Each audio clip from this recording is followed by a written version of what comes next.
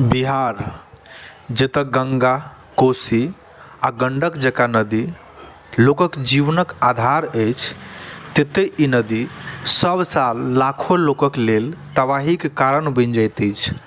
बाढ़िक समस्या आइयो बिहारक लेल एगो पैघ चुनौती अछि। बाढ़िक ई सिलसिला सब साल लगभग 76% उत्तर बिहारके प्रभावित करैत अछि। मुदा सवाल उठैत अछि, ई समस्या प्राकृतिक अछि कि मनुष्यक लापरवाहीक कारण? बिहारमे बाढ़िक किछु प्रमुख कारण अछि जे अहाँ सबसँ हम शेयर करै छी। पहिल कारण अछि नदीक प्राकृतिक मार्ग बदलनाइ। दोसर कारण अछि नेपालसँ बहैत नदी पर नियंत्रणक अभाव। तेसर कारण नदीक कातमे अवैध निर्माण आ कटाव। आ चारिम कारण अछि पुरान आ कमजोर बान्हक अनदेखी। तऽ ई किछु प्रमुख कारण छलैए जे हम अहाँ सबसँ शेयर केलहुँ यऽ।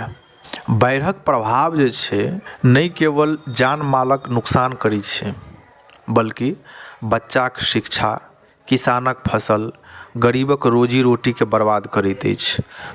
सब साल हजारों लोक बेघर भऽ जाइत अछि, फसलक नष्ट होइसँ किसानके कर्जमे डुबा दैत अछि। एहि सङ्गे बीमारी फैलैत अछि जाहिसँ स्वास्थ्य व्यवस्था पर दबाव बढ़ि जाइत अछि। सब साल सरकार राहत सामग्री आ मुआवजा दैत अछि, मुदा ई अस्थायी समाधान नहि अछि। जरूरत अछि नदीक गहराई बढ़ाबैके, आधुनिक तकनीकसँ बाढ़िक पूर्व सूचना दैके, नेपाल सरकारसँ मिलके जल नियंत्रण परियोजना लागू करबैके, समाजके जागरूक करबाक आ तैयार करबाक। जँ सही कदम उठाएल जाय तऽ बाढ़ि बिहारक लेल अभिशाप नहि, वरदान बनि सकैत अछि। नदीक सही प्रबंधन किसानक फसल आ राज्यक अर्थव्यवस्थाके नव ऊंचाई पर पहुंचा सकैत अछि।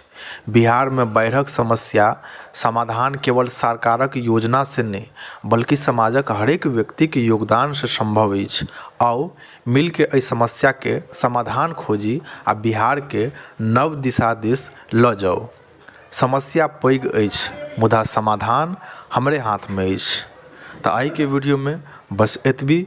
वीडियो अगर अपने सब गोटाके नीक लगल हुए तऽ लाइक, कमेंट आ शेयर जरूर करब। और एहिके लेल जे समस्या अछि बिहारमे बाढ़िके, एतेक पैघ समस्या अछि जे सब साल होइत अछि, एहिके लेल अपनोके कर्तव्य छै जे किछु कदम उठाबैके बारेमे सोची और सरकारके सामने समस्याके जे छै से राखी और मांग करी, ओहिपर जे छै से सरकारके काम करैके। आइके वीडियोमे बस एतबी। धन्यवाद। जय मिथिला, जय बिहार।